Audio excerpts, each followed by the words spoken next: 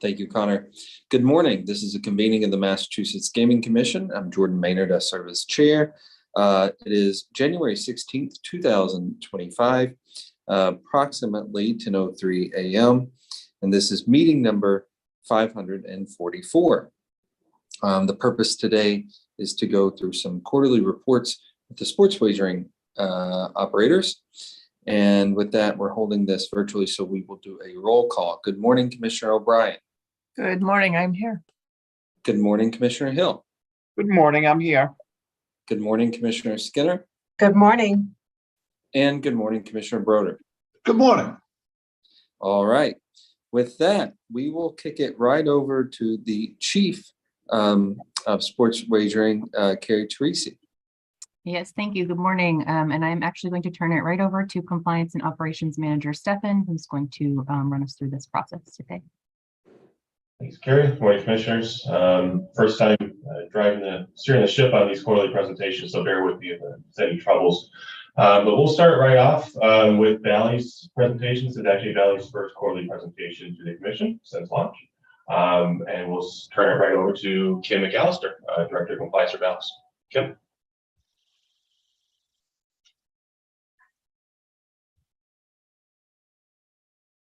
Oh, Kim, we can't hear you.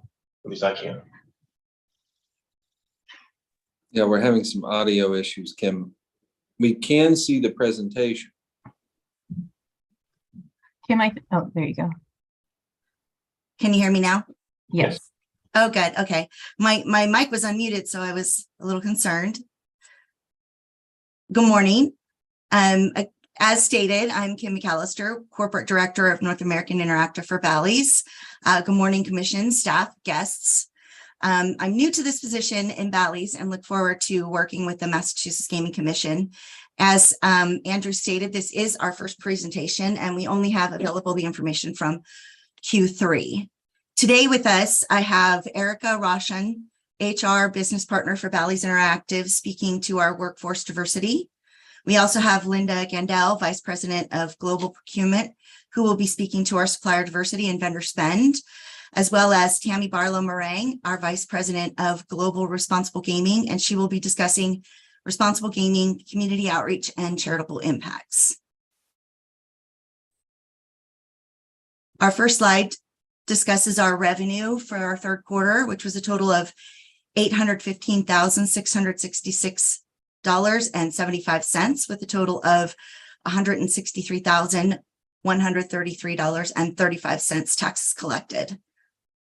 Next slide, I'm going to introduce Erica to discuss our workforce diversity. Erica? Thanks, Kim. So at Bally's Interactive, we drive innovation through mindful hiring and empowering talent from within to continue to foster an inclusive environment. So in the table in front of you, there's a view of Bally's Interactive US with a Massachusetts breakdown for workforce diversity in Q3. In the US, we had 331 employees, and out of this group at the executive level, 1 out of 7 employees are women and minority. At the management level, 10 out of 54 employees are women and minority, highlighting that there's 25 that had elected out. At the entry/non-management level, we have 115 out of 270 that are women and minority, with 56 choosing to elect out. In the entry level, we have 115 out of 270 women, with 56 choosing not to elect out or to elect out. In all levels of our report, you'll see that there is a 0 for veterans. So this could just be individuals choosing to elect out of the survey. And in Massachusetts, we have 2 employees, but at 0% for diversity numbers. Any questions? Good morning. I have a question. I think I'm looking at a different slide in the packet that was provided. And so we can kind of deal with that offline with our sports wagering division. But I do have questions about the comparison in numbers. I can speak to that, Commissioner Skinner. In my new role, I wanted to reevaluate what was provided And we updated the data to ensure that it was more locally representative due to our regulatory requirements. We were also unable to collect certain ethnicity data on most of the global interactive population. So our numbers changed a little bit. Apologies. I will send the new updated presentation to the commission as soon as the meeting is over. Okay, could you also just give a short written description as to what the difference is? Yes. So that I'm clear, because I'm not sure I understand what your response was just now, but that's okay for now. If you could Absolutely. just clarify in writing exactly what the situation is or was, I'd appreciate Yes. it. Thank you. Absolutely. Mhm. Our next slide discusses our vendor spend and supplier diversity. This slide as well, Commissioner Skinner, has changed, and we will do the same thing with the descriptions, a narrative when we provide the updated presentation. We have Linda discussing this slide. Linda? Thanks, Kim. I'm Linda Gandel. I'm the Vice President of Global Procurement for Bally's. And the diversity spend reporting is something on the newer side for Bally's Corporation. We've been doing this for the last few years. Q3 of this last year, you can see our numbers for MBE. We had just over 4 million, or 9.33% of our total addressable spend for minority, for women-owned businesses, 6.3 million, or 14.5%. Veteran, 338,000, just about 0.75%. And then the other two categories were at a low percentage. Massachusetts diverse spend was a total of just under 25,000, or 0.5%.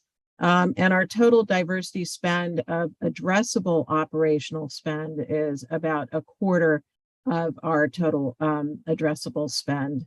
But one thing I will say, in tracking from last year, we are trending up. Last year, we finished for the full fiscal year at 31 million, or 15% of our total addressable spend. One of our goals will be to initiate working with the Massachusetts certifying agencies to be able to identify Massachusetts-based diverse suppliers. One of our challenges that we have found as we've needed to do exercises for the city of Chicago, for the state of Louisiana, is, it's challenging with the certifying agencies to ensure NACE codes are properly identified, because that is how we source, those vendors to include in our RFPs. But we look forward to working with the Massachusetts agencies to, find proper suppliers to work with. Any questions?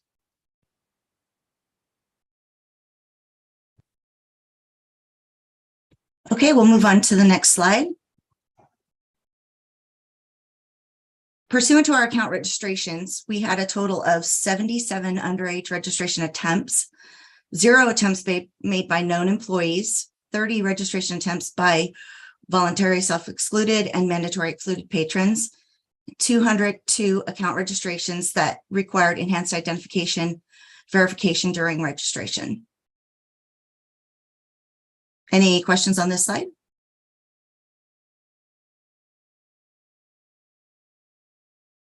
Specific to our Sorry, Mr. Chairman, I don't know why I'm having such trouble clicking off my mute button.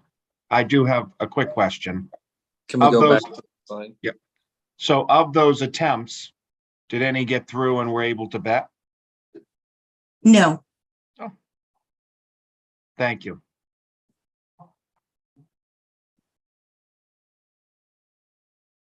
Thank you, Mr. Chairman. Thank you. The next slide is specific to our underage requirements. We had 0 self-reported underage access, underage investigations, or reportable underage incidents for Q3. So can you actually explain the difference between those two slides, what we're seeing? Right, one is the attempt and is one, I'm trying to figure out Apologies, it's not clear. Yes, these were attempts with regards to, they were attempted and not actually, apologies, I can't think of the right word, not actually created.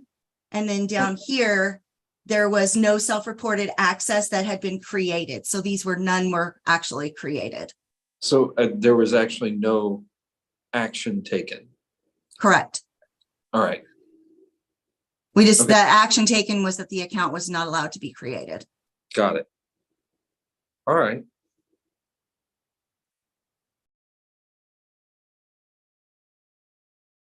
On this slide, we're discussing, these are accounts that have actually already been created. We had a total of 86 locked accounts that failed, well, tried to be created, that failed during authentication, 46 duplicate accounts, and we had 0 accounts that had identified sports team athletes, coaches, or referees, and 0 prohibited persons identified, 0 proxy bettors or agents. Any further questions on this slide?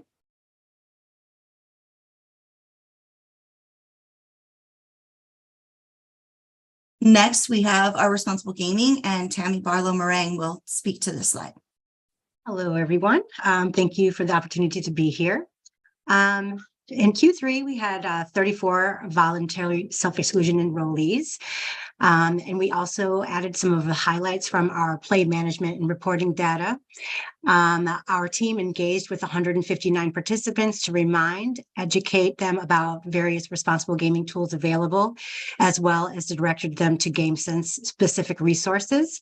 A total of 251 unique individuals utilized the various responsible gaming tools that we offer.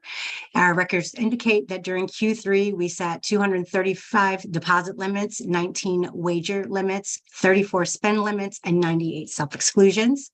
There were no other significant updates, modifications, or technical enhancements related to our responsible gaming during this period. Any questions about this slide? Thank you, Kim.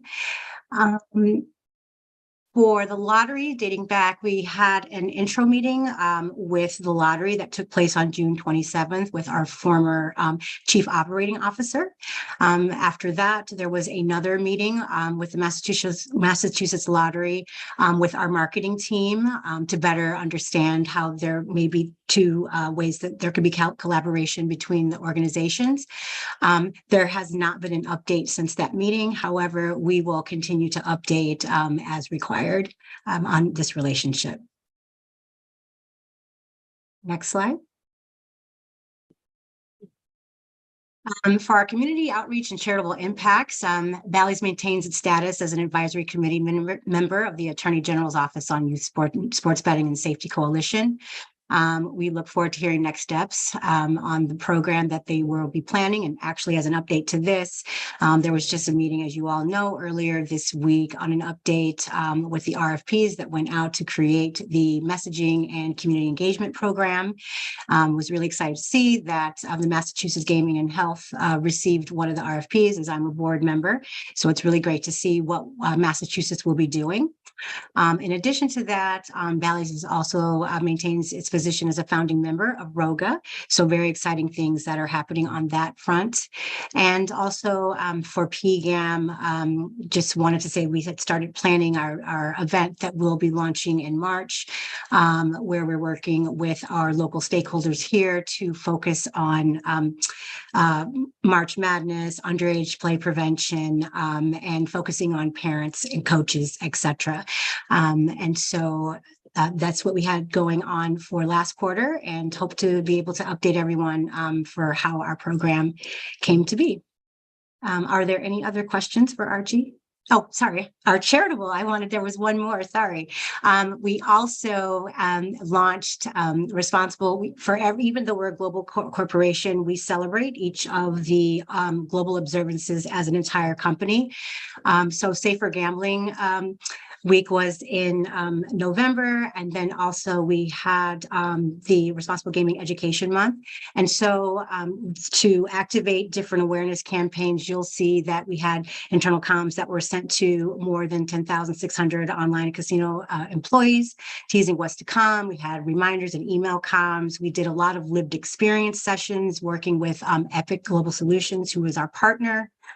We did month-long knockout quizzes, created LinkedIn posts, etc. There's always things going on in the background, outside of those observances, but just wanted to call those out because they were also within the time frame. So thank you very much, and open to questions if you have them. Thank you. Commissioners, questions?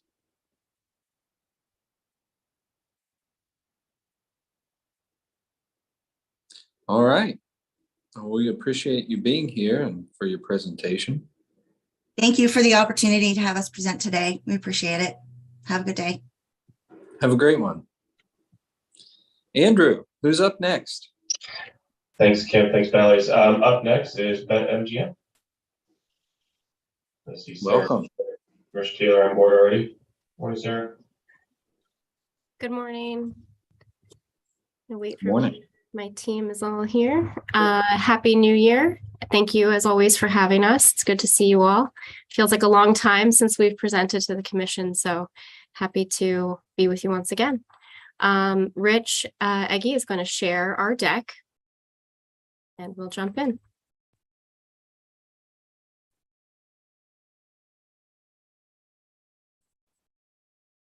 Momentarily.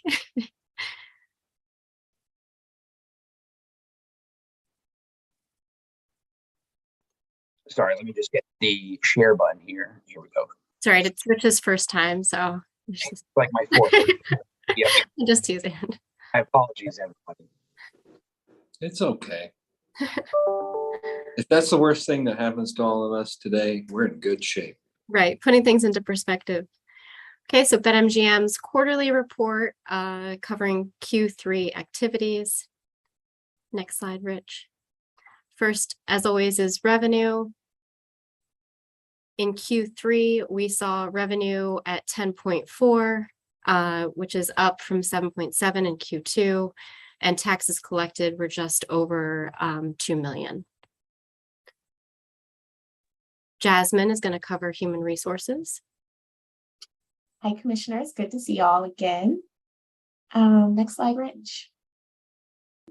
Okay, so between Q3 and Q2, we had a hiring bump and hired about 190-ish folks, mostly in that non-manager level. And the majority of those folks identified as a minority and or woman. So you can see that between Q2 and Q3, we increased our percentage of minority non-manager employees from 48% to 50%, and our women non-manager from 34% to 37% with those 190, I think it's 194 hires.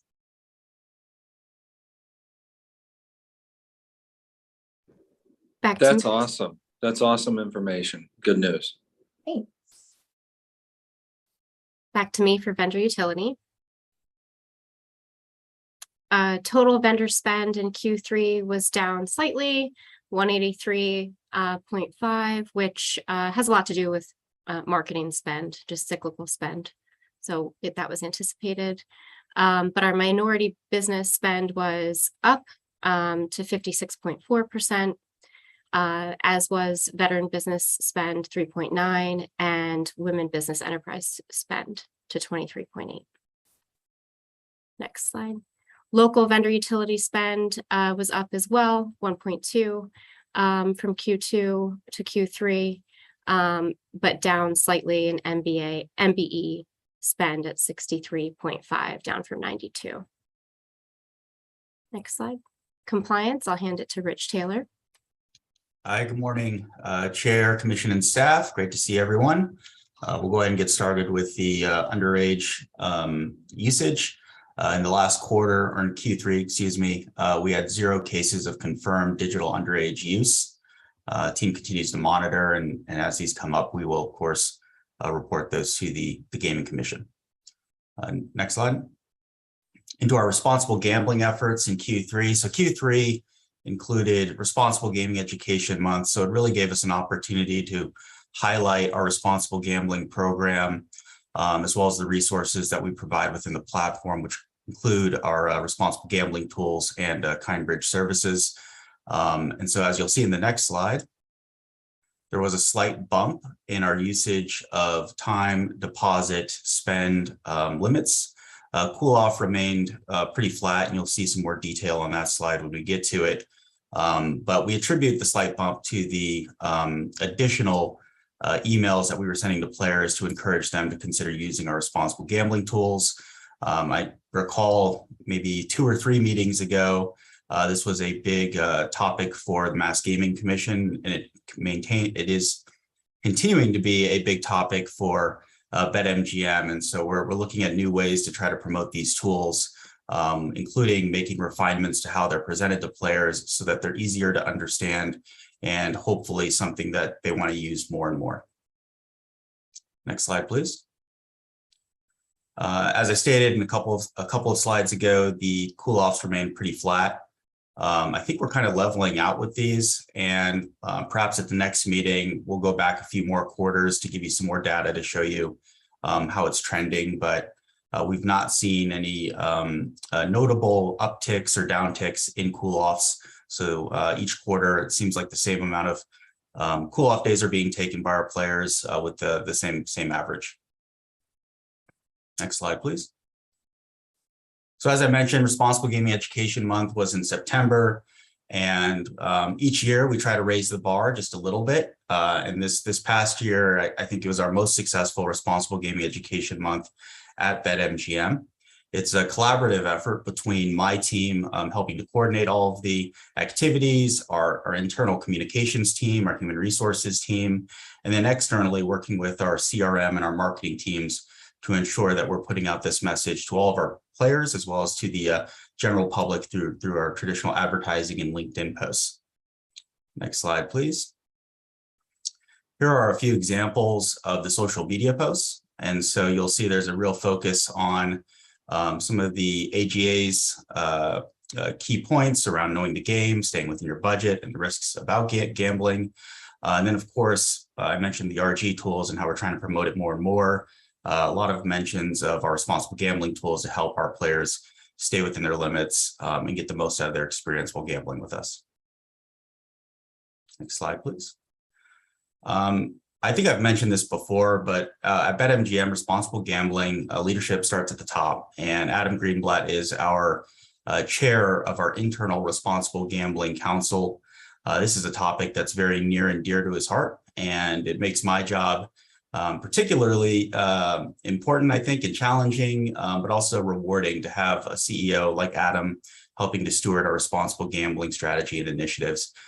So during the month of September, he put out this LinkedIn post, and we also had some of our other employees, including Alana, who's on my team, put out a message on their LinkedIn and on the BetMGM LinkedIn as well to kind of emphasize and reinforce the importance of responsible gambling to our employees here at BetMGM. But I think the most impactful part of the campaign for us this year was, again, bringing in Epic Global Solutions to provide lived experience sessions to all of our employees.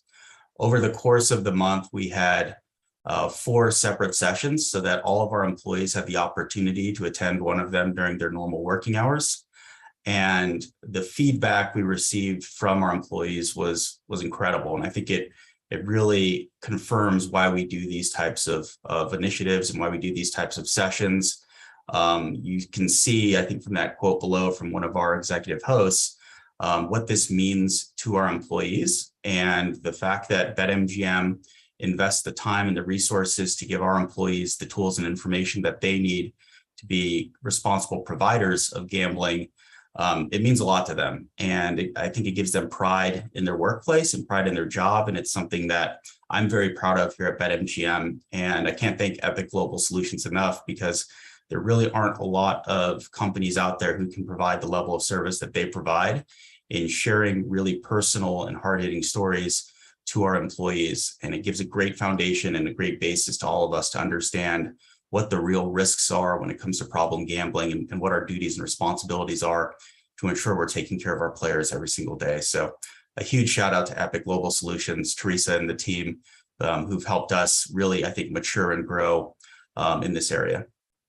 In addition to that, we also did a number of internal sessions to remind our employees about the proper procedures and protocols around responsible gambling, what their duties are within their day-to-day roles, and just what the duties are of the industry as we move forward and continue to mature in this new frontier. Next slide. That concludes my presentation on responsible gambling. Any questions? Commissioners, questions? None right now. Thanks, Chair. Appreciate it. Okay. Good morning, Chair and Commissioners. Very nice to see you all again. Slide, Rich, please. So as of right now, BetMGM still has an open line of communication with the lottery. We don't have a formal partnership that we've entered into at this time, but we're still in conversation with them. And we're aware of the potential for iLottery by the end of 25 as well. So that's sort of informing some of those conversations. So nothing to report substantively yet, but hope to have something soon. Thank you. Okay. Next slide, Rich. I'm going to cover diversity, equity, and inclusion. So last time we met, I mentioned that I had 4 priorities that I was focusing on. So I want to give you an update on where we are with those priorities. As far as conducting a needs assessment, I've completed all of my listening tours, listening sessions, and am currently in the process of compiling all that data to be able to share out. And so I've been having various meetings with folks around the company to really get their feedback on the findings, any questions that are coming up for them in an effort to, one, make sure that we are prioritizing the right things, that we are setting the right goals, but also to ensure that I'm influencing everyone so that our inclusive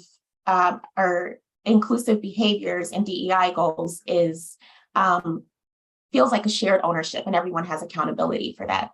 So in that same vein, I've also identified what our research questions are and what we want to measure and the desired outcomes that we're looking for. Our self-ID campaign has launched. It's currently ongoing.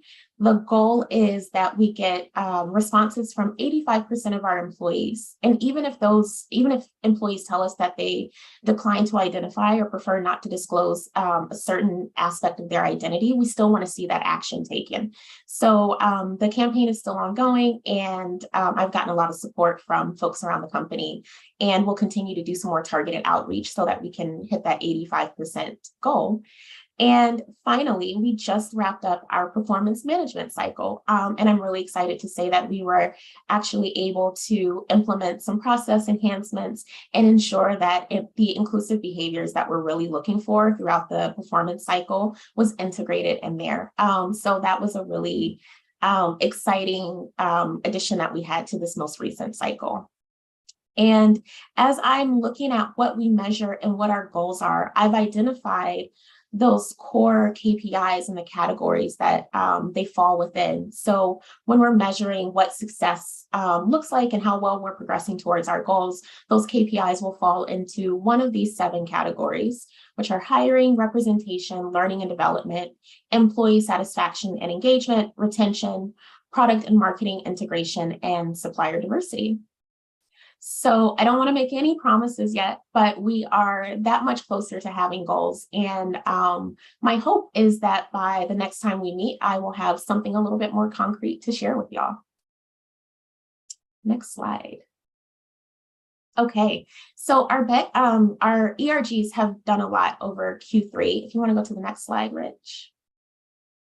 In Q3, we celebrated Hispanic Heritage Month with our Latinx ERG. And we had a group called Cimarrones, which you can see there on the right. They came and they were local performers who taught us a lot about various dance and music from the Latinx culture.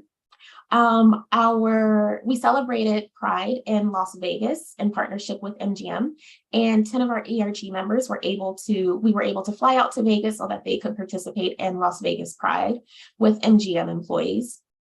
We also celebrated mental health awareness, and we had a golf tournament with all proceeds going to support suicide prevention and awareness. And this initiative was actually hosted by our Impact ERG, which is our allyship ERG. And we also did a roundtable with one of our vendors, WellSpark, to raise awareness around mental health and all the warning signs that go into ensuring that all of our folks are adequately supported and taken care of. And finally, our Bet on Vets ERG really spearheaded an exciting initiative that I'm actually going to let Rich Taylor talk about as one of the chairs for our Bet on Vets ERG. They spearheaded this great policy shift for our military leave. So I'm actually going to let Rich tell us a little bit more about that. Thank you, Jasmine. Yes, this is a policy change that we're very proud of. I've been the chair of the Bet on Vets military ERG for about 2 years now. And one of the items that has been a goal of ours is to make BetMGM, a veteran employer of choice. And really, I think that starts with how we support our veterans as well as our Guard and Reserve employees. And so as you look at the state of the world and things that are going on, it seems like more and more our Reserve and Guard members are being called up to support a variety of initiatives, crises, and things here in the States as well as abroad. And so we wanted to make sure that if you're in the Guard or Reserve and an employee of BetMGM, you're supported through that process, which can be stressful, full of anxiety, and a lot of unknown. And so if you should receive orders to participate in an action, BetMGM is going to go above and beyond what's required through the USERRA federal regulations. We're going to provide supplemental income to make sure that it's meeting what you're making here at BetMGM. We understand that active duty service members, compared to what they make in the civilian sector, the amount can be significantly lower. So our job is to help make those employees whole so that they can focus on the task at hand, which is the defense of our nation and supporting our communities, as well as our allies around the world. So more details on that can be shared with you all. Happy to share the full policy, but we think that this will help us not only take care of our current employees who are veterans, Guard and Reserve members, but also recruit future Guard and Reserve members to come be employees at BetMGM. Thanks, Rich. Any questions for me?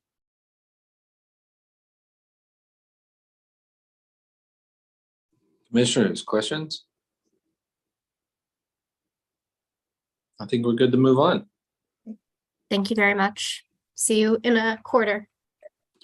Thank you, Sarah. Thank you to the team. We appreciate it. Thank you for your work with the veterans. Absolutely. Our pleasure. Thank you. Thank you, BetMGM. Up next is Caesar Sportsbook, and I see Curtis on the meeting already. Morning, Curtis. Good morning, commissioners and everyone. Thank you, Andrew. Give me 1 second to share my screen. Okay. Are you seeing the presentation? Yep. Okay. Yes. All right. All right. Well, thank you again, and good morning, everyone. Thank you for the opportunity to present our Q3 quarterly reporting today. Allow me to introduce the Caesars team for today's presentation. Kirsten Flint, our Senior Vice President of Corporate Social Responsibility and Internal Communications, who is available today. Matt Mealy, our Senior Vice President of Procurement and Strategic Sourcing. Katie Pendergrass, our VP of Strategic Sourcing. Lisa Rankin, VP of Compliance and Licensing. Caroline Leugen, our Responsible Gaming Program Director. Greg Schinberg, Director of Diversity, Equity, and Inclusion, as well as myself. Excuse me. To start, we'll look at our revenue for Q3. And as shown in the slide, we've shown some significant improvement starting in July and the following months. Looks like leading into the NFL season, which is a great uptick for sure and good momentum heading into Q4 for us. Yep. So with that, are there any questions on this slide? Okay. If not, I'll turn it over to Greg to discuss workforce diversity. Take it away, Greg. Thank you. A happy New Year to the commission. On this particular slide is just a reminder. We also kind of updated our presentation if you like the new look. On this slide is just a reminder of our guiding principles at Caesars and Caesars Sportsbook. Everything we do is based on the people, planet, and play, and we'll see some of the work that we do from a DEI perspective, and our external partnerships hit on each of these areas. Next slide, please. Okay, on the left side is a reminder of our workforce diversity goals that we have set for both women representation in leadership roles, as well as racial ethnic representation in leadership roles, as well as the increase of representation of people of color in leadership. So these goals are ongoing. What I'd like to highlight, though, are some of the programs that we really emphasized in 2024, and you'll see that on the right-hand side there. We had the continuation of a very successful program that we have called that's the next one, but the Extraordinary Leadership Program we just rolled out in 2024, and this is for all managers and above in job title. And really what this program is to create a framework and competencies to be an extraordinary leader. This helps develop intentional communication skills, becoming more inclusive as a leader and as an individual, improving collaboration.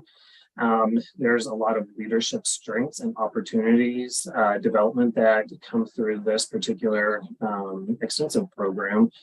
And then there's a strong emphasis on building a culture of teamwork and collaboration. This is really to create an inclusive environment so everyone can thrive.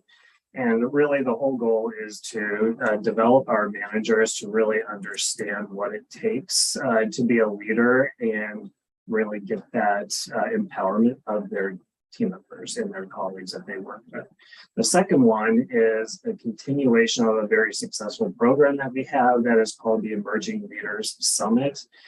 And this is we do one cohort a year, kind of falls into the following year, but these are hand-selected individuals that show high potential for leadership, and oftentimes these are outside of any corporate roles. And they go through a one-year development training to help develop and enhance some of their leadership skills, as well as participating in business improvement initiatives. So this is continuing on, is very successful. And then this year, this past year, I keep forgetting we're in the new year now, but we have listening to all of our team members, we realize that we aren't always reaching everyone, whether it's frontline, back of the house, corporate, and so forth. So we launched a platform that we refer to as the Empire Wire. That is our company-wide intranet. It is a one-stop shop for absolutely everything from managing personal identification information, payroll, taxes, to their education opportunities, various resources. But this is where all internal communications resides, and that includes involvement in our ERGs, which we refer to as our business impact groups. And we have seen a pretty significant increase in participation now that we are kind of in one location, and we're seeing a lot of collaboration now. Next slide, please. All right, to our workforce in the sportsbook side. So this will just be our digital component. For Q3, we remained relatively flat to that of Q2. There was no significant change one way or another. The only change that we saw here was in the veteran status.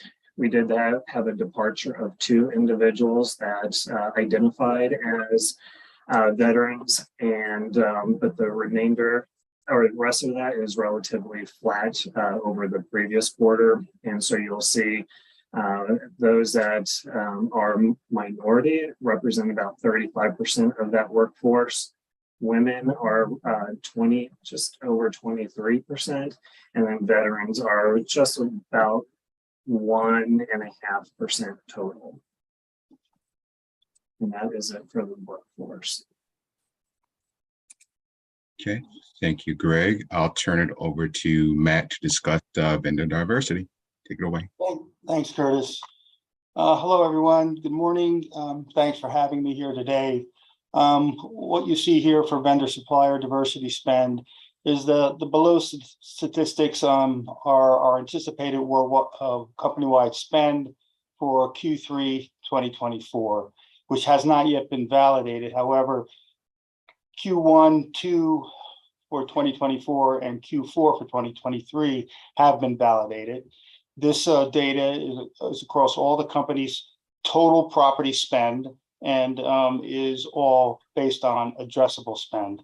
As you can see from the chart, we have really great progress throughout the quarters from Q4 all the way through Q3 of 2024. And specifically, you're seeing continued growth for Q2 2024 and Q3 2024 from 11.51% to 11.67%. Again, as I said earlier, this is based on total spend across all properties. I think that's it. I think I got it covered. If anybody has any questions, please let me know. If not, I'll hand it back over to Curtis. Okay, thank you, Matt. Moving over to compliance for play management reporting. As we've done in prior presentations, just showing here a quarter-over-quarter comparison for the top used RG limitations. So what we can see here in this slide, between Q2 and Q3, we found fewer used the wager and deposit limitations between the 2 quarters. It just seems like Q3 was a bit more favorable for customer win, and we had a lot more promo offers during this period. So, with the majority of patrons being on the plus side, there appears just to be fewer usage of the RG tools there. Well, as always, though, we'll always continue to, look at more history and gain more insight for any trends as we look at these particular play management pieces going forward. Any questions on this slide? Morning, Curtis. I just want to confirm with you that these are for Q3, these are real-time numbers, right? They're not, right? Yes, I want to let me just, it's compared to sort of an overlay of what you saw for Q2. These are like fresh numbers such that the Q2 numbers are no longer applicable. Is that right? Correct, yes. Thank you.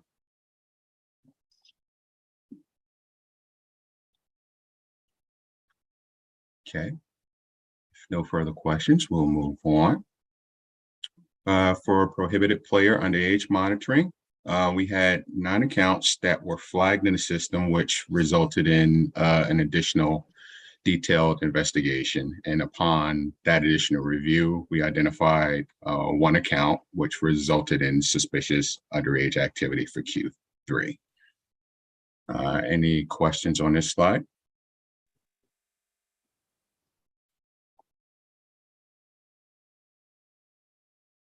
What do you, I mean, without going into detail, obviously we're in public, but what was kind of the resolution to that one?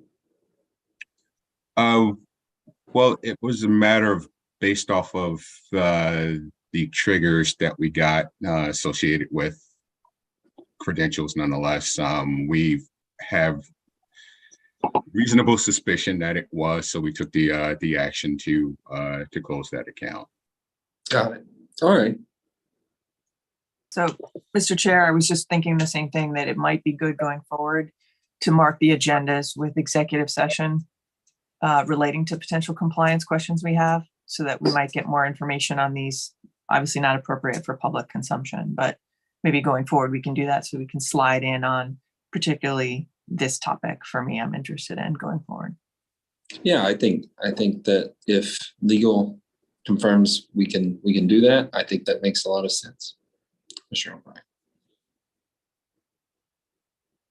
Back to you, Caesars.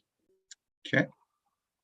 I'll turn it over to Caroline for responsible gaming updates. Take it away, Caroline. All right, thanks. Thanks, Curtis. So good morning and happy New Year, Commissioner, staff, and fellow gaming operators. For the Massachusetts VSC enrollments, as you can see, we have a slight decline in Q3 from 95 VSC enrollments. I just want to remind everyone, whenever we do have a state-sponsored excluded participant, not only is the individual excluded in that jurisdiction, but they are excluded from the company entirely. It doesn't matter what state a person self-excludes in, we will apply that exclusion across the board at our company. So, and also we had a lot going on in Q3 of last year. We all partnered with Mass Council on Gaming Health to launch the digital survey and links information that geared toward educating our Massachusetts players on responsible wagering and sports betting literacy in general, which was actually a fun activity for us. Given we weren't, given the limited time to prepare ourselves, but we executed successfully. Our internal campaign for our team members included a responsible gaming toolkit, which always includes back of house flyers, heart of house slides, and a responsible gaming education month quiz, both in English and Spanish. We also created an e-newsletter that was authored by our Senior Vice President of Regulatory Compliance and Assistant General Counsel. We also featured our 3 long-standing responsible gaming chairs in the company. So we are very proud of these responsible chair positions, because the 3 chairs that were highlighted have maintained these positions for more than a decade. We also highlighted, our responsible gaming commitment, which we celebrated our 35th anniversary. So that shows commitment by our responsible gaming chairs to continue this role. And I'd like to emphasize that this is a voluntary role in addition to their primary role, where they, are table games managers, security directors, and a controller that we have in place. So they continue to lead the RG program and initiatives at their property voluntarily, and continuously leads, throughout our company on our initiatives. We also did a lot of social media posts on Instagram, Facebook, LinkedIn, and X. We also did a WeSpire campaign. WeSpire is a employee voluntary platform where we continuously educate our team members about our responsible gaming initiatives, policies, and just creating awareness and education about what responsible gaming is, what problem gambling is, and help resources that are available to our team members. Again, WeSpire is a voluntary platform where team members can log on during their own time and to learn more about the campaigns we run on a monthly basis.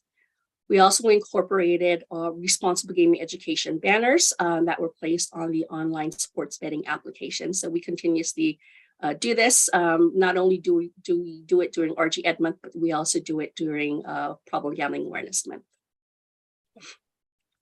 Okay. Moving on to what we were doing in responsible, during Q3, which included Responsible Gaming Education Month. We continuously engage with our various departments. And what I did last year was I was presenting speaker for our social media team. Lo and behold, I did not know that we had nearly 70 social media team members. And we talked about our responsible gaming initiatives and, the importance on why we should have our problem gambling helplines on social media posts. Not only is it required in various jurisdictions per regulations, but we also go above and beyond these regulatory requirements. And we have what we refer to as a marketing and advertising code. So these are guidelines in which the company follows and how we market our, brick and mortar and online gambling products. And we say for every gambling product that we market on social media, let's incorporate the problem gambling helpline number designated by, the jurisdiction per regulations or by using the national helpline number. So that was a great conversation. And our social media team members were appreciative, just understanding why and the importance of having these, helpline numbers on social media posts. Also during RG Ed Month, we create a social post online, as you can see here. We celebrated our 35th year, which is something we're very, very proud of. And we're very proud to see that we had 79,920 impressions, 923 social engagements, which is a 1.2% engagement rate. But overall, we created 69 posts total for the month of September during RG Ed Month. And this is across all platforms, for our brick and mortar facilities and online gambling messaging, social messaging. We also participated in the National Conference on Gambling Addiction, hosted by the National Council on Problem Gambling. And we were heavily invested during their conference last year. We did a bunch of sponsorships, which is great. And then I also gladly participated on the inaugural Safe Sports Betting Summit. Excuse that typo there. I left out the T, pointing it out. But it was a really great conversation along with my fellow panelists and other guest speakers. Learned a lot. But the real topping for the conference was Caesars Entertainment was awarded and honored with the CSR award.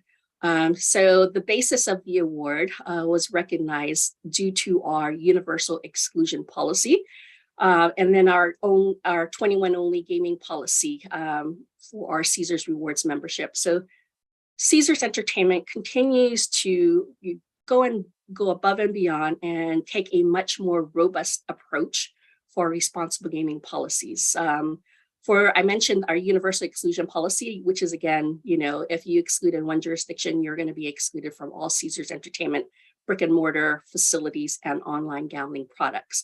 But with a 21 only gaming policy where jurisdictional regulations allow, we will issue a Caesars Rewards membership to individuals that are 21 and over.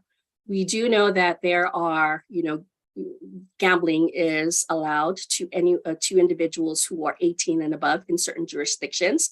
So those individuals will be allowed to gamble, place a pari-mutuel wager. But what we will not do is issue them a Caesars Rewards membership. So that we recognize for our robust policies here, and we continue to look at ways to be very innovative with our responsible gaming approach as, dedicated corporate citizens in the gaming industry for responsible gaming. Any questions? Questions? None right now. All right. Thank you for being here and listening to my presentation. Thank you, Caroline. Good morning, Chair and Commissioners. Good to see you all again in the new year. Just a short update on our lottery engagement. As we shared with the Commission in our last quarterly report, we partnered with the lottery in July to promote their JAWS instant ticket. For Q3, we didn't have any active promotions with them or coordination with them, but we'll share the details in Q4 and Q1. of how we partner with them in their holiday lottery promotion. So we'll look forward to sharing those details in our next quarterly. Any questions on that? And if not, I'll turn it back over to Matt, I believe. I think I made the statement last time. I'll make it again. That's kind of what I envisioned when I was thinking about lottery collaboration. So I think that's good news. Great. Thank you, Chair. Actually turn it over to Greg for community outreach. Perfect. Thank you. And I'll be wrapping it up. And what we'd like to do, as in previous quarters, is highlight the work that we do within the communities and those that have an impact in Massachusetts. And so two of the national partnerships that I wanted to highlight this quarter are shown on the screen here, starting with the National Park Trust. And before we go there, so in Caesars Foundation started up in 2002 and has gifted more than $80 million to help individuals within communities, creating more sustainable world and educational initiatives. And as I mentioned, our guiding principles are people, planet, and play. And so two of the partnerships that I wanted to highlight down below are the National Park Trust. And so we, the Caesars Foundation became a partner with them in 2010, so 14 strong years. And we were the first national sponsor of the National Park Trust for their Buddy Bison program, which provides equitable access to parks for underserved students. And in 2024, the National Park Trust, through our funding, provided park trips for STEM programming of 14 schools across the country. Though for 2024, it was none of those park visits were in Massachusetts, but I was told that for 2025, that is on the radar. So I will keep you updated on that when that happens. The other one is a super strong partnership that we have, Meals on Wheels of America. This is the longest running national partnership for the foundation, going on 23 years now. And we have gifted 1.3 million in unrestricted support for local programs. And this is all through the Caesars Gives Change program, where guests can donate their tickets, funds, to organizations of their choice. They have three options each quarter of who they can go to, but the Meals on Wheels has been an ongoing one for us. And then along with that support, we helped them pilot, we funded the pilot of a research for social connection to their meals programs. This was through 2024. We will have some results of that research in the upcoming month or so, and we will be very happy to share that, likely outside of the quarterly call, but we'll share it with the commission. But we're very proud of that partnership. And that is all that I have on the community impact side. Okay, thank you, Greg. So with that concludes our presentation. And as always, feel free to reach out if you have any additional questions. So I'll yield back over to you, Commissioner Maynard. Any questions, commissioners? We can take down that slide. Thank you. I appreciate that. All right. Well, Curtis, we appreciate it as always. Thank you for running through that with us. Absolutely. Have a good day. Have a great one. All right. Thanks, Curtis. Thanks, Caesars. Up next, DraftKings. I see Jake is all ready. Jake. Good morning, Chair Maynard and Commissioners. I'm joined today by Christina Akis, VP of HR, Jared Hess, Director of Communications, and Julie Hines, Senior Manager of Responsible Gaming. With that, I'll share my screen.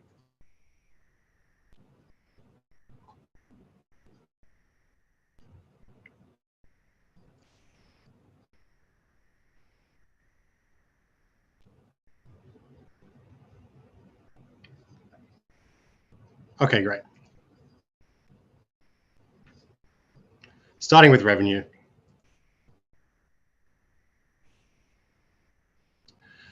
For Q3, DraftKings generated $77,257,176 in sports wagering revenue. This translates to $15,069,270 in sports wagering taxes collected at a hold rate of 9.8%. And with that, I'll pass it to Christina for workforce diversity. Thanks, Jake. Good morning, Chair Maynard and Commissioners. So from a workforce diversity standpoint, we continue to attract talent of diverse backgrounds, and we've been seeing some really great impact. We continue to hire at rates that exceed our population numbers. So from Q1 to Q3 of 2024, we had 31.7% of our new hires identifying as female and 43.2% identifying as non-white. In comparison to our goals, though, and we've been very open about our 2025 representation goals, we are missing the mark just a little bit, though, and that I think is more implicative of recent mergers and acquisitions. It's kind of moved us back a little bit from being able to achieve some of those goals. So we are looking to kind of just reassess our numbers, see, just more realistic goal points that we can reach over the next few years. But I think we're still on a really good track. We are still very intentional about how we go out and hire a workforce that expands against, across multiple dimensions of diversity. But from a global standpoint, within our leadership, we're seeing 11.8% as non-white, 21% women, and 3.8% veterans. Specifically in Massachusetts, within that leadership role, again, we're seeing 10% as non-white, 29% as women, and 5.6% as veterans. Next slide. I want to go into a few of the efforts from, recruitment, development, and even connections, and some additional kind of workforce community efforts that we executed within Q3. So we kicked off the campus recruitment season with very intentional efforts of meeting with diverse student organizations on campuses such as Duke University. They actually have a program that is a reverse diversity fair. So they're student organizations that align with different dimensions of diversity, they're actually able to interview our TA folks. So it's really good for them to identify organizations that are a good fit and meet their needs. We also initiated a multi-year partnership with the Thurgood Marshall College Fund's Leadership Institute to target early career candidates. The participants of that Leadership Institute all have very high GPAs. It's a full application process. It kind of helps us do the work of ensuring that we are recruiting top talent and attracting top talent. And then we also had our BRGs partake in some conferences that aligned with their identities. So we had our DK Pride BRG leaders attend the Lesbians Who Tech Summit in New York City. We had some of our Shades BRG members attend the Association of Latino Professionals for America. And then we also had just some of our functions participate in conferences as well that align with their skill set needs. So our marketing team held sessions at the Where All the Black People Creative One conference. Again, really just trying to, attract and identify new ways to hire across a broader and more diverse workforce.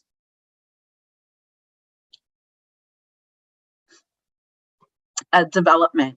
So we designed and executed quite a few internal developmental programs, but we also leveraged external conferences to lean into individual developmental needs of the diversity across DraftKings.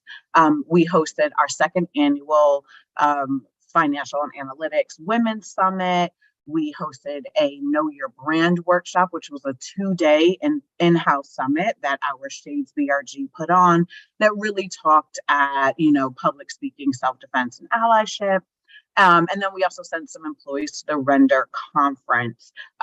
We, in partnership with our learning and development team, continue to also host workshops that help shape our employees. Next slide.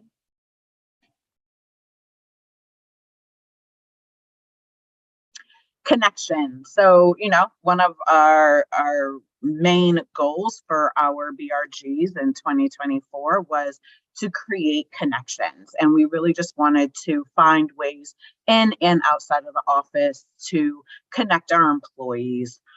So, with the launch, kind of relaunch of our BRGs last year, that theme was the meaningful moments of connection. And throughout the year, our BRGs had hosted, even up to Q3, over 50 different unique opportunities for employees to connect. And specifically within Q3, we held virtual celebrations for Hispanic Heritage Month. We hosted one-on-one coffee chats. Our women's BRG has done a really great job at socializing that effort, where we're really just trying to build connections across our global workforce. And then we also hosted and organized walks for the American Breast Cancer Society. So each of our offices had a group of employees walk in their local city's breast cancer walk.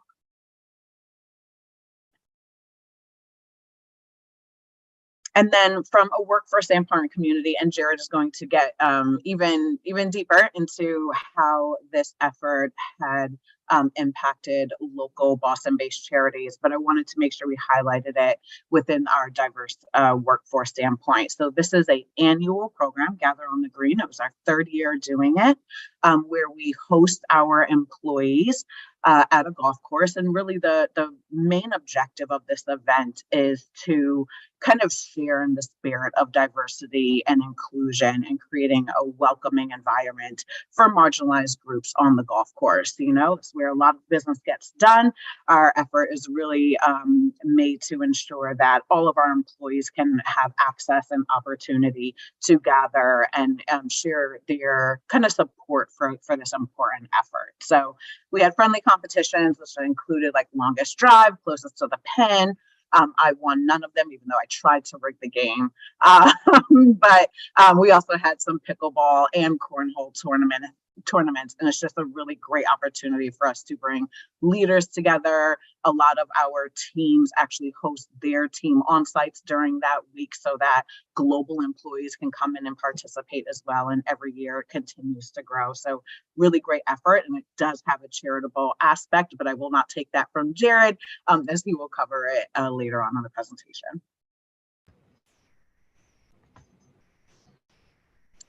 And then vendor, supplier spend, and supplier diversity. So we have focused on the data collection, tracking, and reporting of key areas of opportunity for the business to drive impact. So really what we're looking at is, from within 24, what we were looking at is what is the local recurring spending categories that we can have a quick impact on, such as food and beverage, industry associations, and then also partner organizations for like cultural events, even speakers. So what we've seen is, and again, our stated goal has been by the end of 2025 to have 5% of our US-based spend go towards diverse suppliers. So we're a little bit below the mark there for year to date of Q1 to Q3 at just 0.8%. But locally within Massachusetts, we have done really well in exceeding that 5% mark and looked and actually reached 9.8% by the end of Q3. So 2025, we are focusing on identifying even larger areas that have long-term impact. So, long-term contracts that we're able to influence, and how we can really drive a greater, kind of a larger procurement strategy to ensure that we are reaching out to and considering diverse suppliers. And that's it. Thank you. I'll turn it over to compliance. Thanks, Christina. So covering suspected underage or minor access, during July, we had 7 reported cases, August 16 and September 16 as well. As a reminder, this does include both low and high confidence cases.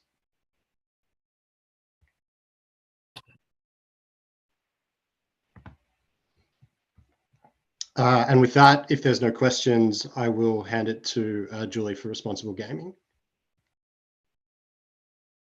Thank you, Jake, and good morning, commissioners.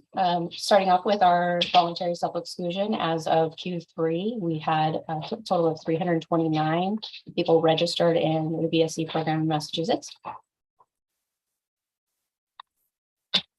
As far as limits and cool-off utilization, the story is, I think, for all of us operators, is we want to continue increasing the uptake of tool utilization. Having said that, we are very proud that year over year, we have seen a market increase in those who are utilizing our tools. And as of the end of Q3, we had 3.8% of our active customers taking advantage of one or more of our tools.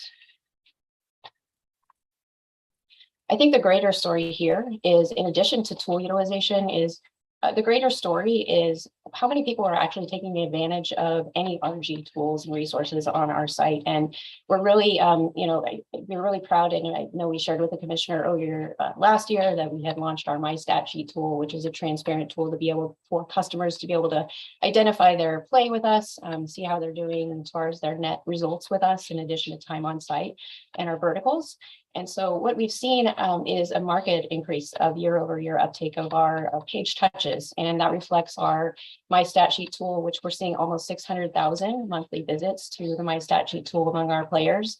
And then in addition to that, we revamped our whole responsible gaming pages this last year. And we've seen a market increase in visits to our responsible gaming center to make it more engaging, interactive with our customers, and user friendly.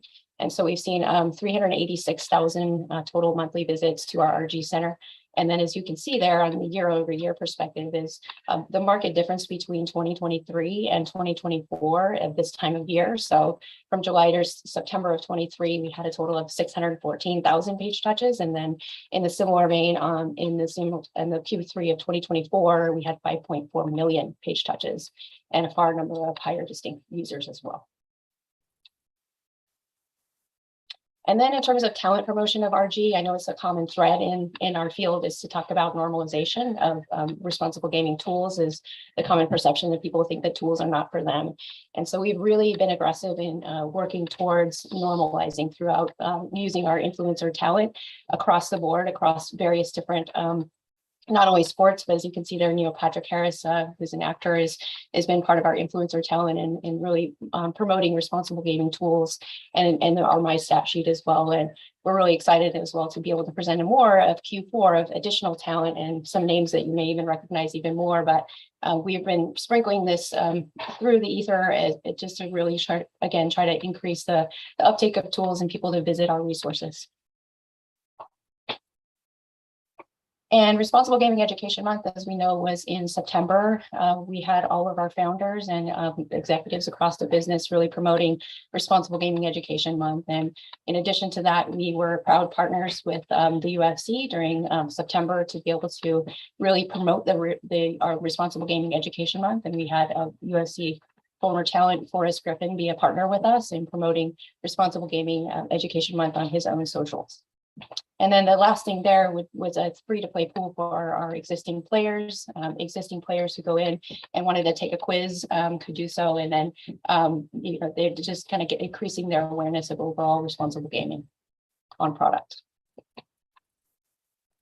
We're also really proud to have worked with Massachusetts Council on Gaming and Health to really increase the awareness among Massachusetts players in particular. And so we had an in-app pop-up come during the month of September, in which we had 130,000 Massachusetts DraftKings players and reaching the pop, and then 3,200 took the quiz that the Mass Council promoted. And so we were going to continue doing those kind of partnerships with our Massachusetts partner. And then internal efforts was we continue to really promote increasing awareness across the board of responsible gaming and what it really means. And so for us, we had an internal intranet takeover, employee spotlights of really highlighting those people who have been key champions of responsible gaming throughout the business, in-office messaging takeovers, and ROGA, the Responsible Online Gaming Association conversation with our Chief Responsible Gaming Officer, Lori Kalani, and Jennifer Shatley, who is the Executive Director of that organization, throughout the business and be able to, increase the awareness of what that organization is and does. A fireside chat with our Chief Responsible Gaming Officer, as well as our Chief Technical Officer, where we had over 800 attendees on Zoom and over 150 people in person. We had a quiz and raffle for our employees to increase incentivization around understanding what we offer as a business as far as responsible gaming resources for our players as well as employees. And then, as Rich Taylor mentioned earlier, Epic Global Solutions, there's nothing like somebody to be able to share their own lived experience story. And as much as we try to educate people and can get blue in the face around it, there's nothing like somebody that tells their story. And so we're proud to continue our partnership with Epic Global Solutions, and we had an additional speaker in September to come share her story. So that concludes my portion of the presentation, unless there are any questions.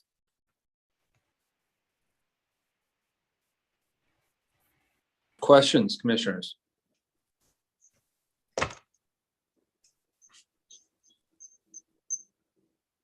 I have no questions, and I'll pass it to Jared S. Thanks, Jake. Good morning, commissioners. Excited to share some of our community impact and charitable engagements from Q3. So as Christina teed up, our Gather on the Green event in Boston was a huge success. In addition to all the things that Christina mentioned, we also used this opportunity as a time to raise money for 3 local charities in the Boston area. So the event raised nearly $100,000, all from employee contributions, donations, entry fees. Went to 3 local organizations, including Casa Mirna, which is a local domestic violence awareness organization that we've worked with extensively. King Amongst Kings. They're focused on empowering Black men on their journey towards holistic wellness, addressing mental health, financial stability, important things like that. And then there's also the Blue Foundation, which is an LGBTQIA plus community group that they're committed to improving social and emotional outcomes for that community, coordinating services and especially trauma care. So a great success. We had 300 employees attend the event and raised a lot of money.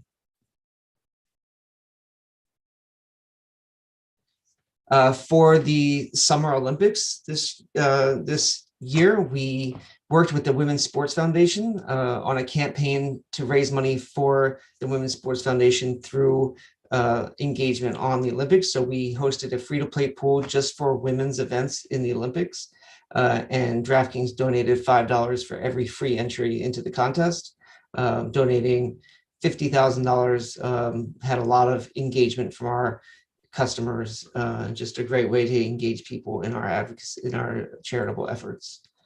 And then certainly our Tech for Heroes program continues to grow and expand. In August, an additional 24 veterans graduated through our training program. So this is where we trade veterans and military spouses in high demand tech skills. We continue to do it through the year. We'll have for next presentation an exciting number to report about the total number of veterans that we've trained through this program, but continued in Q3 as well. And then in Q3, we sponsored several events with the Mashantucket Tribal Nation. So that's in Connecticut. The first was a entrepreneur symposium. So DraftKings provided grants to local tribal entrepreneurs. So this was a great event where members of the community came to learn about how to be an entrepreneur, how to grow their business. And then DraftKings also provided grants to local members of that community. And then we also sponsored their Driving Out Diabetes golf tournament, which is a premier event for them through the year. Raised a tremendous amount of money towards health, support for those with diabetes, especially in the tribal community. So continue to support our tribal partners however we can in their communities.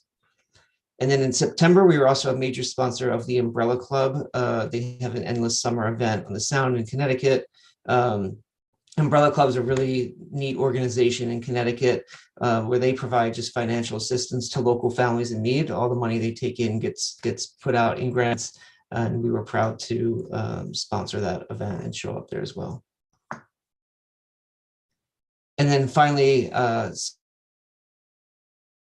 September, I presented a check to the Jimmy Fund, the Dana-Farber Cancer Institute, for $55,000, had a pregame ceremony.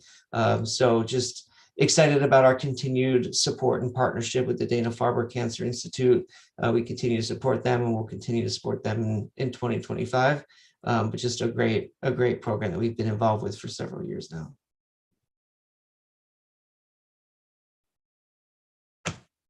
That's it. Thank you. Thanks, Jared. Anything else, Jake, before I turn it over to the commissioners? No, that's the end of the presentation. So I'll just pause for questions. All right. Can we take the screen down? I can see better if I can see everybody. Thank you. Commissioners, any questions for DK? Well, we appreciate it. There's a lot of good stuff in there. Always good to see you. Thank you, everyone, for your time. Thank you. Thank you. Thank you, DraftKings. Commissioners, up next will be Fanatics Sportsbook. I see Mike Levine on the meeting. Morning, Mike. Good morning. All right, let's see if for the first time I can share my screen. True. We would always have to run your presentation, wouldn't we? Look at that. Can you see it? Can you see it? Can we see it? Yep. It's there. All right. All right. For the first time in 2 years. All right. Let me start. All right. I'll get us started here. Happy New Year, Chair Maynard and commissioners and MGC staff. My name is Mike Levine, Senior Regulatory Counsel here at FBG. With me today are my colleagues Stephanie Aldhouse, our HR Director, and Anthony D'Angelo, our Responsible Gambling Senior Manager.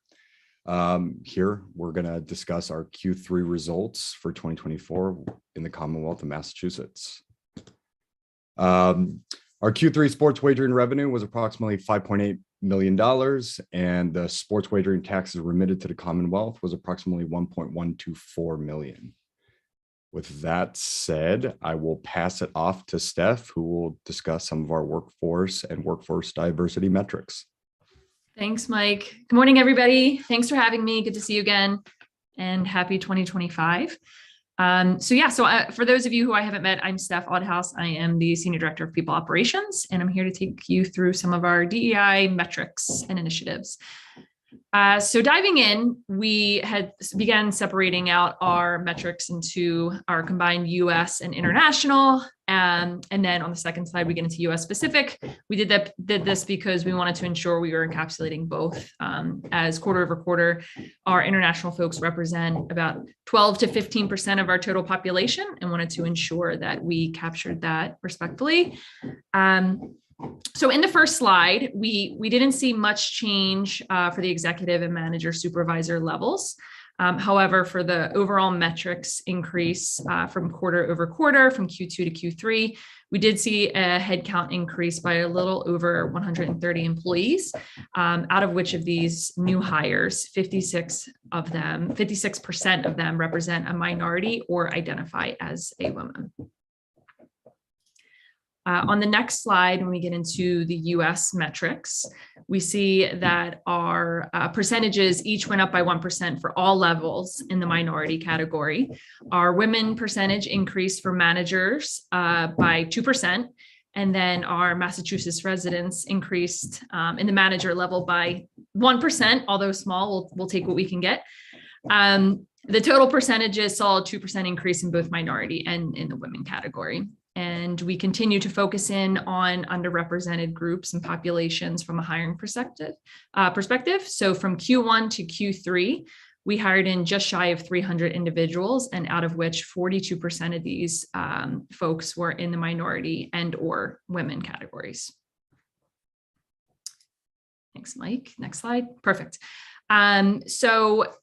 The workforce and workforce diversity goals and initiatives across all of Fanatics is our IDEA: inclusion, diversity, equity, and allyship.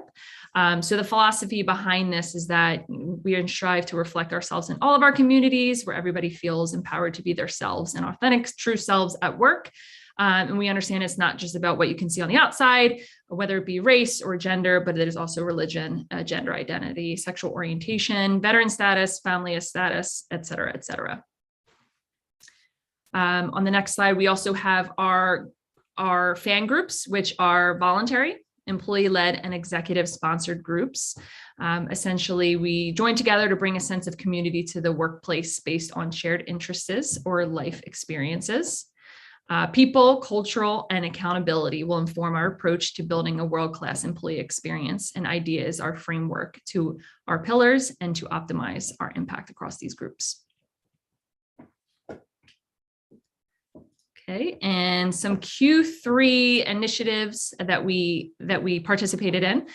So Women in Tech, led by our women group, got together to share some interests and life experiences. So Women in Tech was born out of a belief that the tech industry requires more diversification if the intent is to deliver fantastic products tailored to everyone. To achieve this, the community needs to tackle all subjects, creating barriers to women working in tech, regardless of how difficult it may be to talk about. And when we attended this as a Fanatics group, we were able to be a part of some inspiring expert talks on the day, which included finding space and adding value, how to manage uncertainty, seeking and succeeding remotely, and what women in tech actually want. Our Fanatics UK group expanded upon its mental health offerings. So we have a group of individuals, employees that are called mental health first aiders. And these are trained employees who are accessible across all of our businesses, all of our operating companies.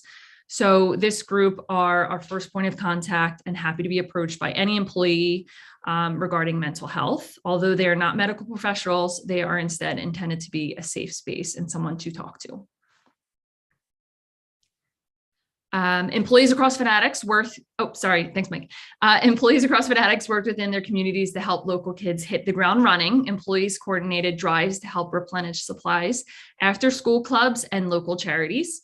Some of our partnerships included Big Brothers and Sisters of Oklahoma, a hideout youth zone in San Mateo, and the Boys and Girls Club of North San Mateo County. And lastly, our Game Changers mentorship program. So the goal of the mentorship program is to help build our talent pipeline with 3 measures of success, which are improving employee engagement, offer learning opportunities and visibility to leadership for a diverse talent, and then also enhance cross-company and cross-functional collaboration networks and connections. So this program has expanded and has just relaunched this program signups for 2025 to begin taking place in April. With that, I will pass it back to Mike. Thanks, Steph. Any questions, commissioners? Okay. On this slide, you'll see our vendor spend and diverse spend and specific to Massachusetts. Specific to Massachusetts, our vendor spend this quarter was 1.74 million, and the total diversity spend for Q3 was approximately $1 million. With that said, I am going to pass it off to Anthony D'Angelo, our Senior Manager of Responsible Gambling. Thanks, Mike. Good afternoon, I guess now. Chair Maynard, commissioners, and employees of the MGC, as well as my colleagues in the industry. I'll run through some RG metrics with you guys. The first slide you see is our underage report metrics. In Q3, we have had about 30 some odd blocks that were related to underage. We investigated 5 of those and determined none of those to be confirmed underage individuals.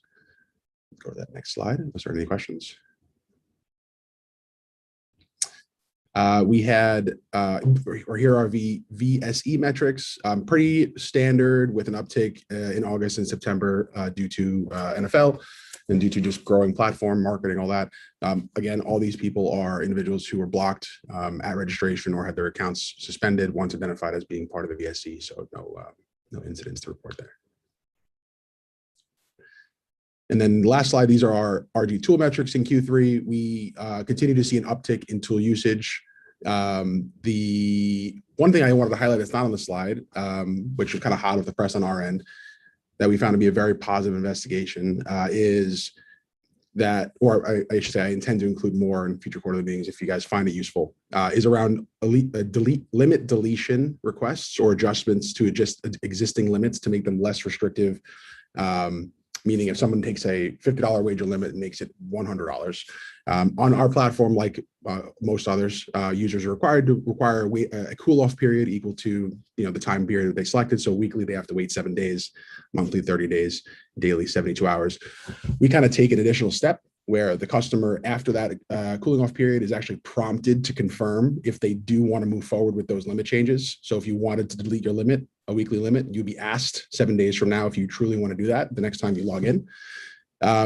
I've asked our data team internally to pull some metrics on how many people actually take us up on the, or take up on the actual deletion or the change, or how many people actually have a realization moment and keep that limit. 16% of users across all jurisdictions, so not just Massachusetts, obviously, but 16% of users across all jurisdictions who request to cancel their limits or change their limits and make them less restrictive actually have a realization moment after that cooling off period to keep the limit as is, which I think is a very positive metric. We're going to continue iterating on this message, at least how it's served on the customer, to the customer after the cooling off period, as well as industry goals are obviously to drive tool usage up and awareness of those tools up. I think there should be a focus, and hopefully, there is an appetite to do so, but a focus on retention of limits as well. So really cool stuff. I think at least something I wanted to present is, came across our desk this morning. So I don't have a slide for it, unfortunately, but it'll make it into the future quarterly slides for you guys. Any questions? Thank you for explaining that. Sure, of course. Great. Thank you, Anthony. Really appreciate it. Quickly, commissioners, we'll just talk about where we stand with the lottery.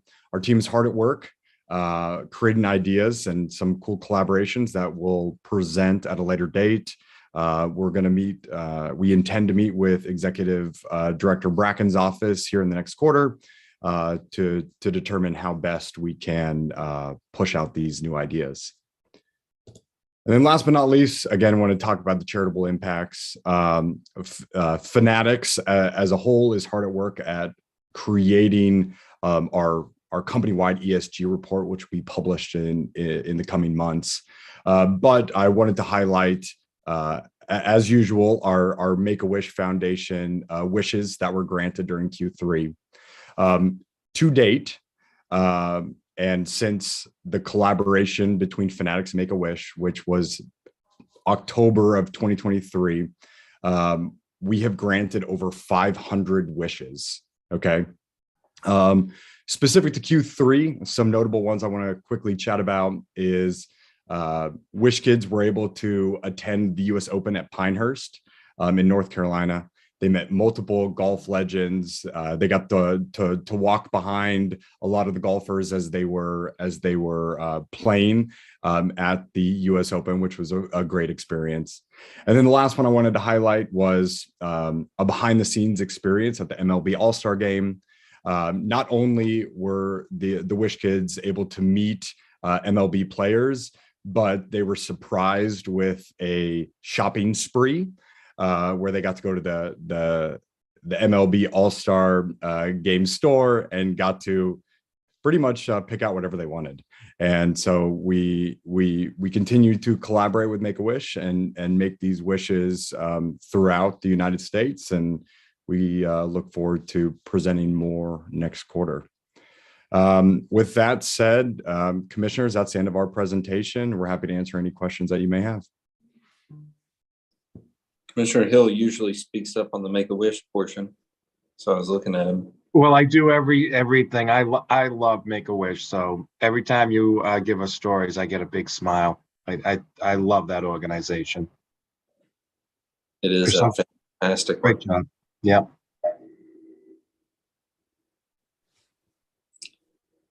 Commissioners, questions? All right. Well, thank you to Fanatics. Thank you, commissioners. Happy New Year, and we'll speak with you next quarter.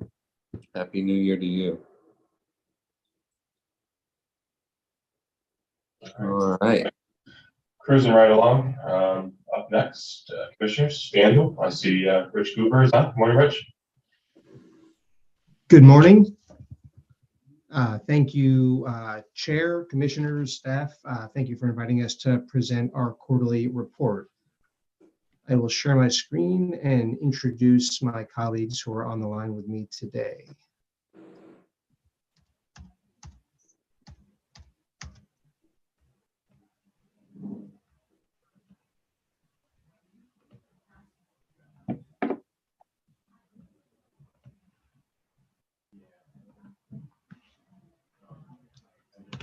All right, so I am joined today by Keita Young, our Vice President for Diversity, Equity, and Inclusion, Jill Watkins, our Senior Director for Responsible Gaming, and Ashley Cahill, our Senior Director for Responsible Gaming. I believe the Commission is familiar with all the presenters today. So why don't we go ahead and get started.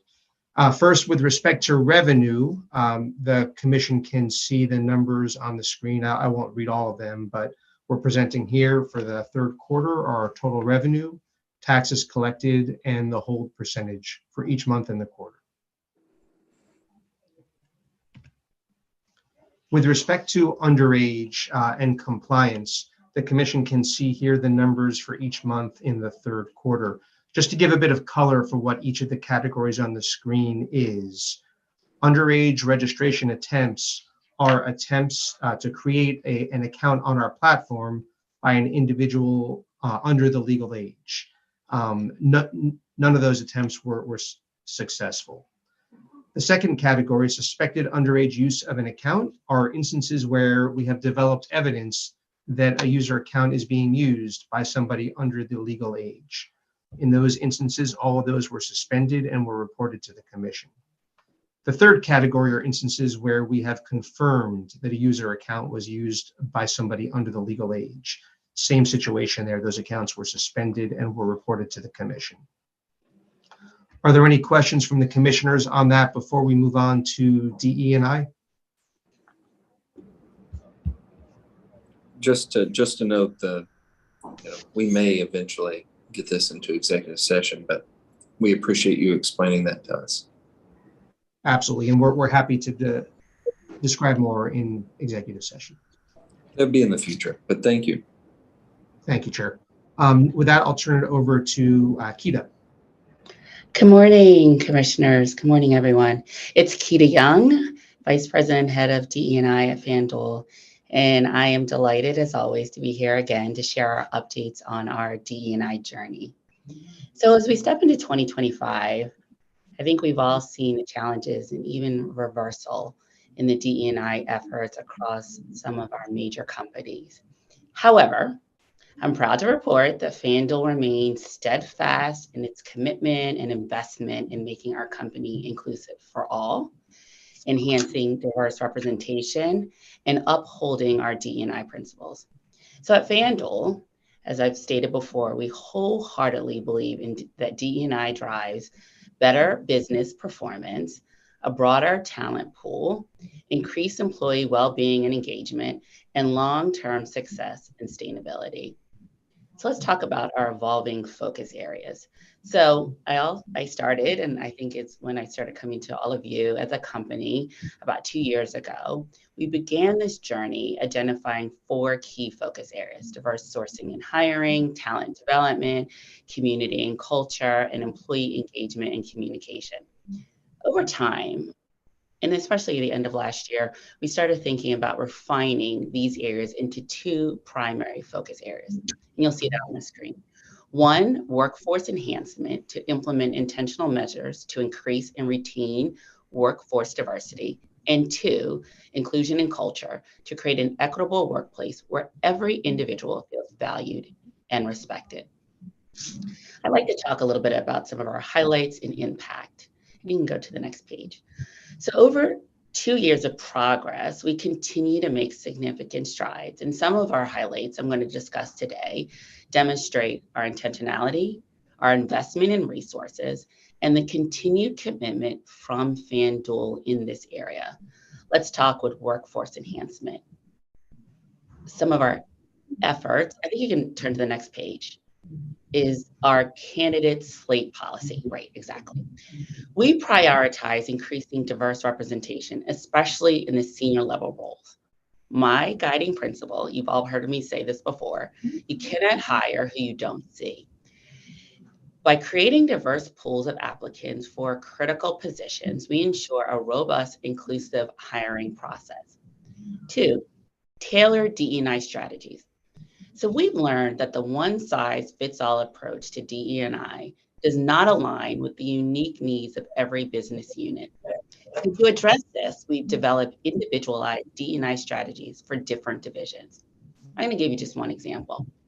One team identified a need for greater awareness around neurodiversity and managing neurodivergent individuals. In response, we rolled out comprehensive manager training tailored to their needs, enhancing both workforce understanding and inclusivity.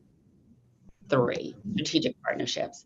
Our partnerships are vital to our mission. And in Q3, we collaborated with organizations like WISE, Women in Sports and Events, Women in Automation, and then a new organization, ACES, American Indian Science and Engineering Society, supporting Indigenous and Pacific Islander students supporting STEM careers. And then 4th, I want to talk about our leadership pipeline development. Building a diverse talent pipeline still remains a priority here at FanDuel. Following the success of the McKinsey's Leadership Essential programs, we launched a second cohort for Black and Asian employees.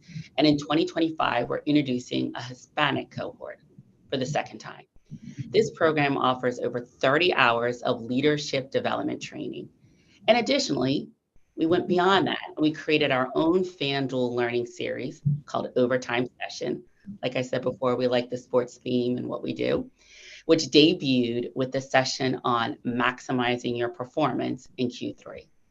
And this was for all of our McKinsey prior graduates.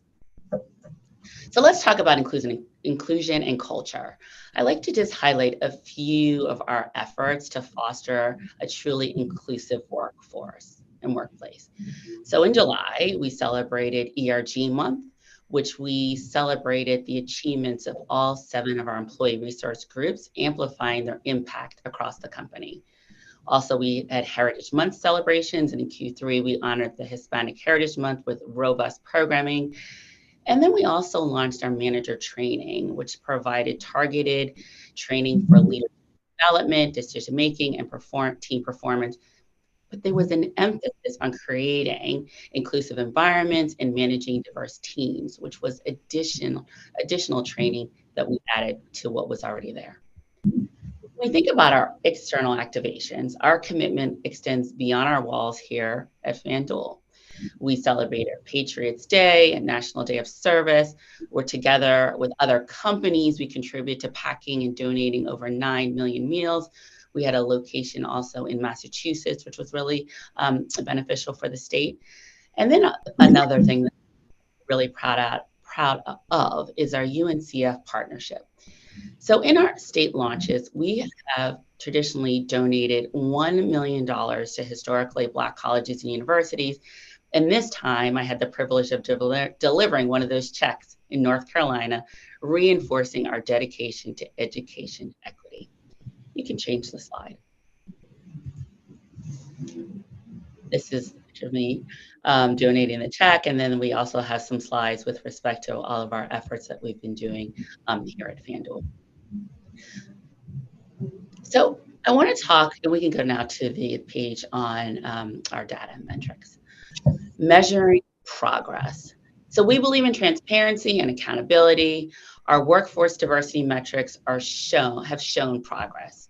You can see our minority representation has increased slightly from 37.2% to 37.7%.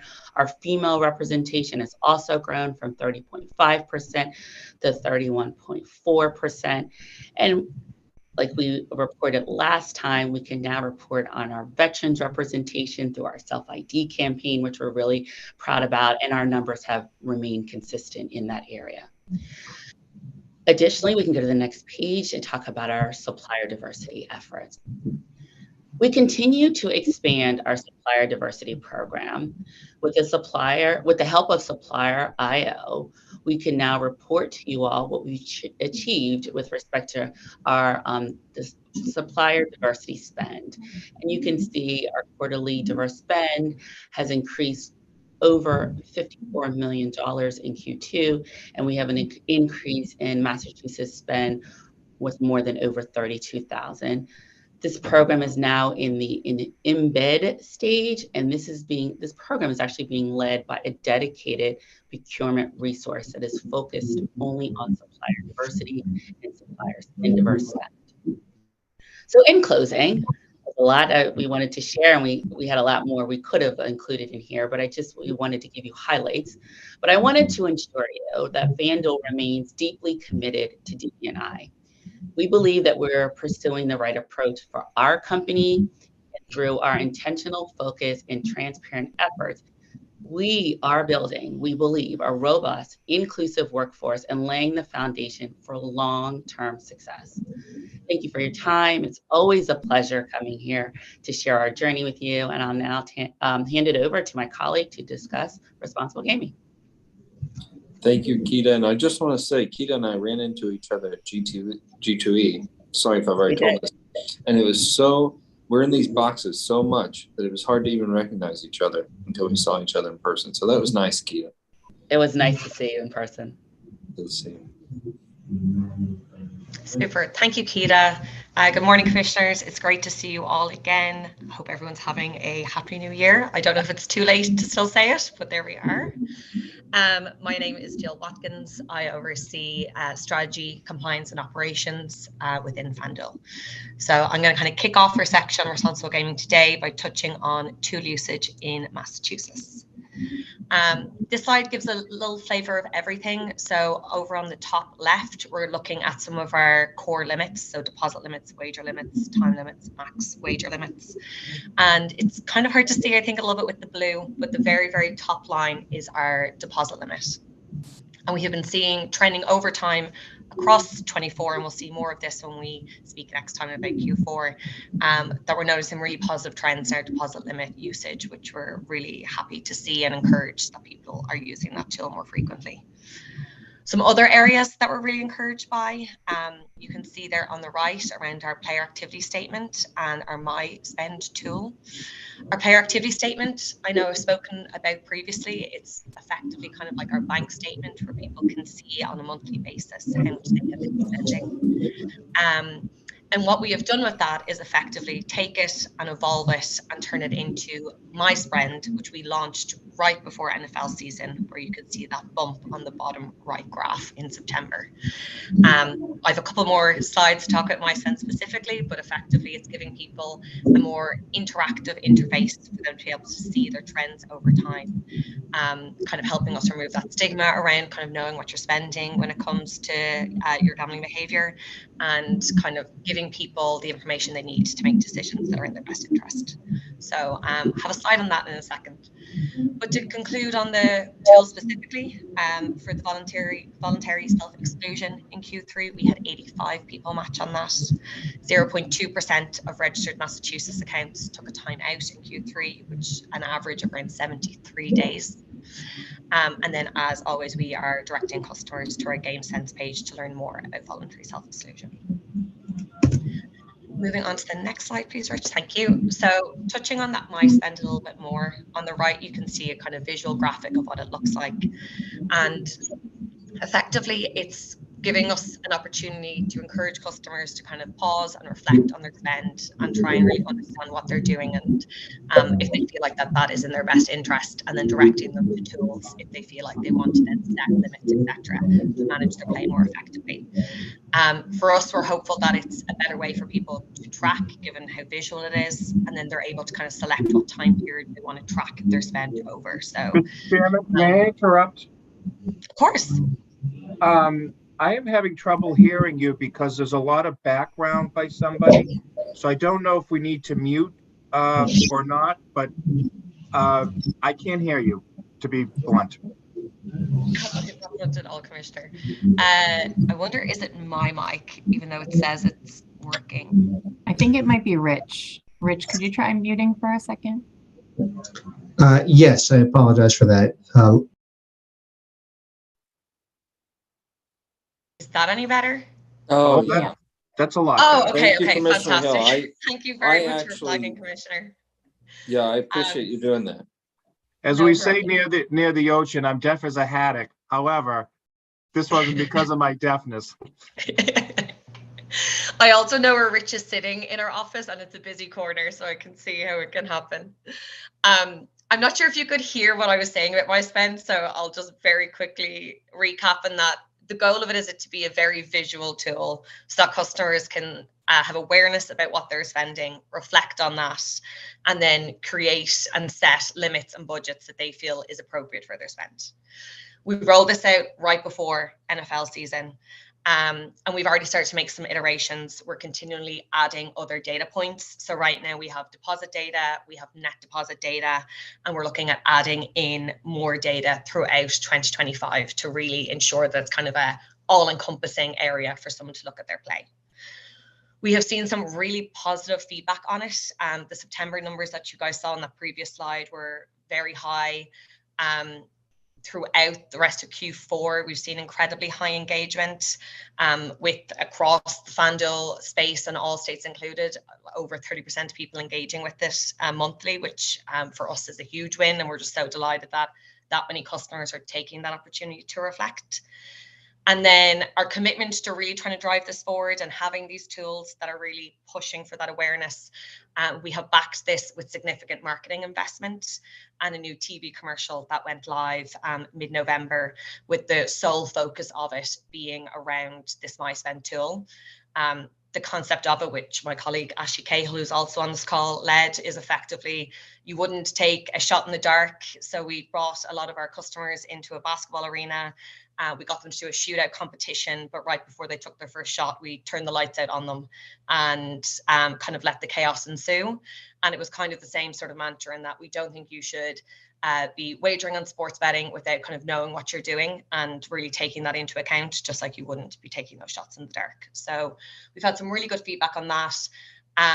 As always, we'll be excited to come back here and fill you guys in on where we've gotten to on Q4 and our plans for the rest of this year. But if there are no more questions on that, I'll pass it over to Ashley Cahill to talk some more about our responsible gaming efforts that we have been doing. Thank you, Jill, and good morning, commissioners. Thank you for having us today. I'll share just a bit of a recap on FanDuel's efforts during Responsible Gaming Education Month, and then move on to share just a couple highlights around a few key programs. So during September, FanDuel really worked to highlight the importance of RG and our commitments within the space, both internally and externally. On the internal front, there are a few key efforts to mention. The first was that we held our third annual Play Well Day, which is a day where we really focus on elevating awareness and driving engagement with our RG commitments across the organization, and really making sure that every colleague is clear on the role they play in promoting responsible play and really achieving FanDuel's objectives within this space. We also promoted our employee RG recognition and rewards program called RG Champions, where we encourage colleagues to recognize their peers who are really going above and beyond to serve as RG ambassadors. And we kind of publicly recognize a colleague each week and reward them with gift cards and other incentives. We also worked with Epic Global Solutions to hold lived experience sessions with their amazing facilitators across offices in person, and received really fantastic feedback from colleagues on the impact of these. We look forward to doing a lived experience series with Epic again during Problem Gambling Awareness Month. And FanDuel also was appreciative of the opportunity to participate in responsible gaming educational panels with the American Gaming Association and CPG in September.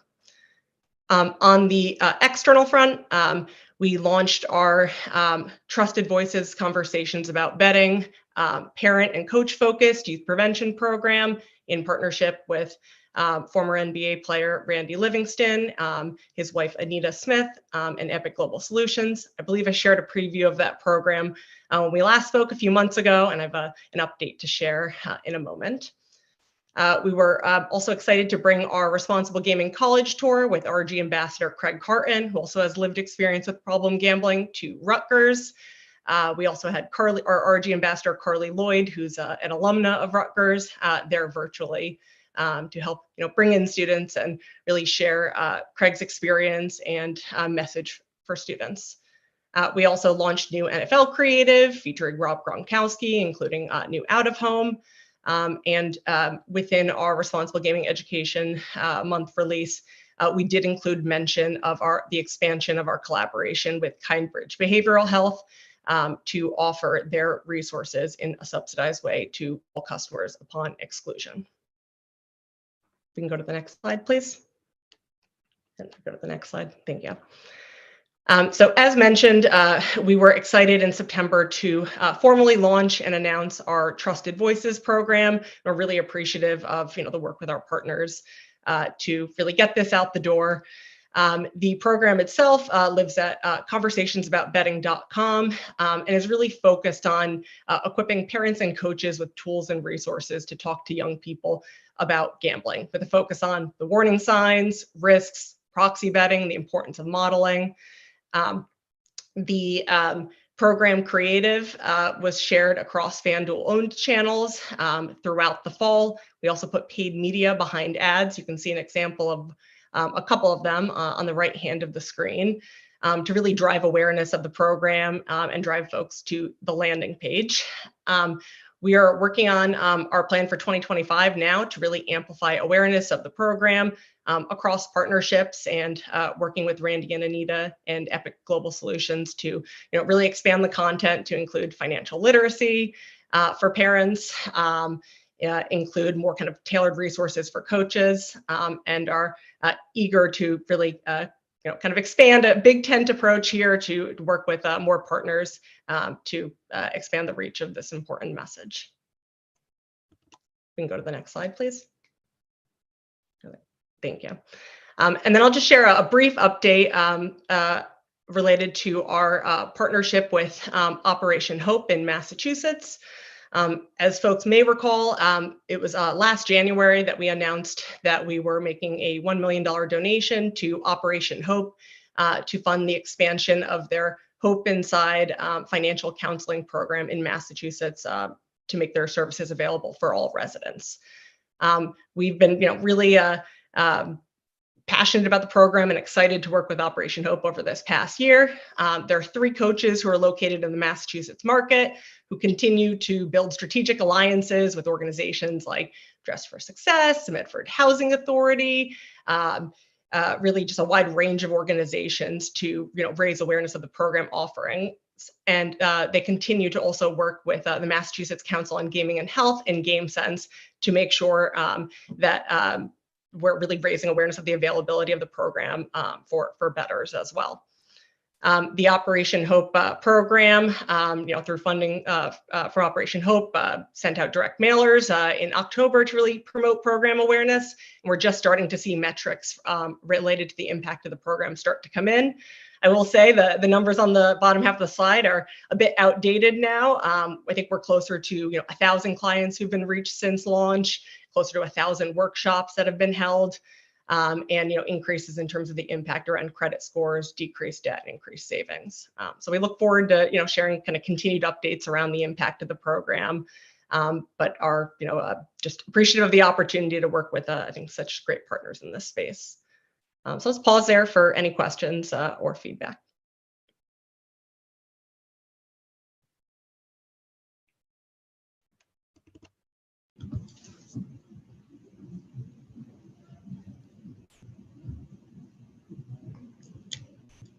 That concludes the prepared presentation we had. We're happy to take any questions from the commission.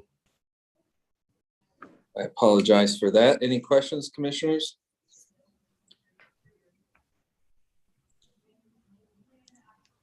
Well, thank you. It's always good to see you. Thank you very much, commissioners. And I think we have one more. One more, yep. FanDuel. I see Sam and Mike from Penn. Morning.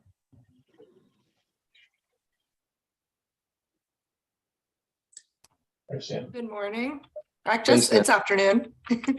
Hi, I also have with me Mike Gamble, who is our Senior Manager of Compliance.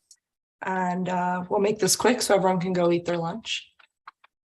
Mike, can you share screen?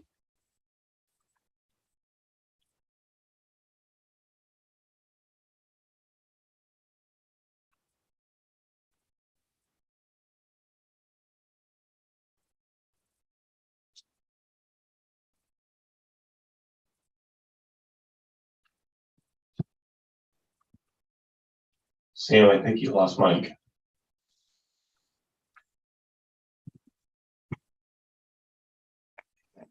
Let me try to share my screen then. Those were famous last words, Sam. Oh, there he is. And that's why I said try, Chair Maynard. Okay. Go ahead to the next slide. Start with revenue. Let everyone just take a quick look at the numbers.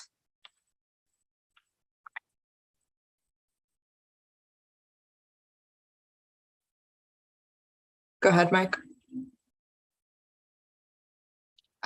Workforce diversity. As you can see, we have broken it down between all employees, manager and above, and non-manager. And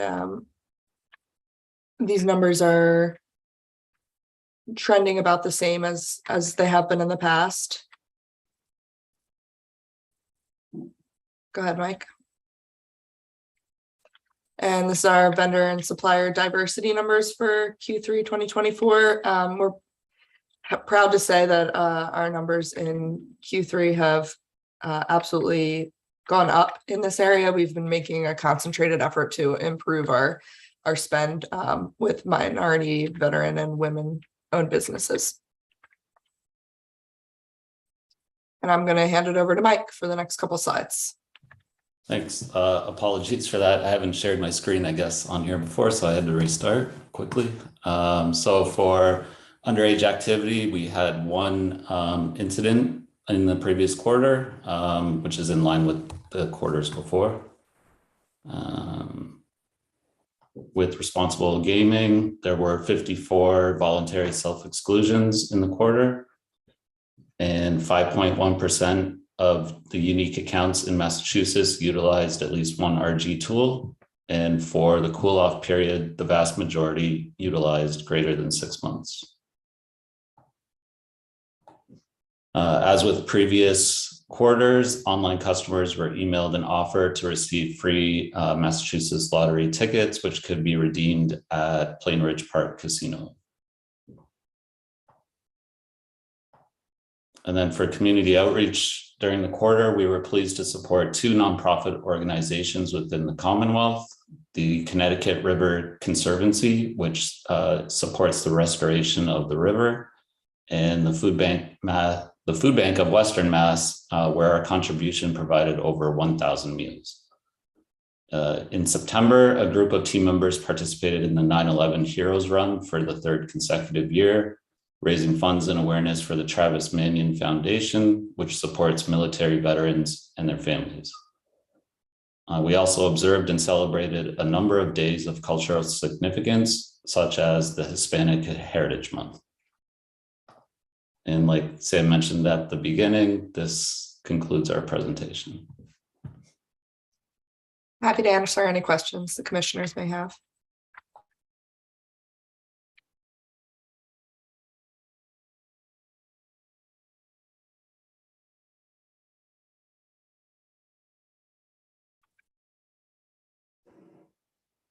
Anything? All right. Well, with that, do we have anything else? on the agenda? I just want to thank all of our operators for once again coming forward, Mr. Chairman. This is always very informative for all of us, and it's appreciated. And I know it takes a couple hours for us to get through it, but it's so important and it's appreciative, at least from this one commissioner. So thank you, Mr. Chairman. Thank you, Commissioner Hill. I echo those sentiments and say that these are important to us because it keeps us honest, it keeps the operators honest, and keeps us making sure that we're rowing together. So we appreciate it. Anything else?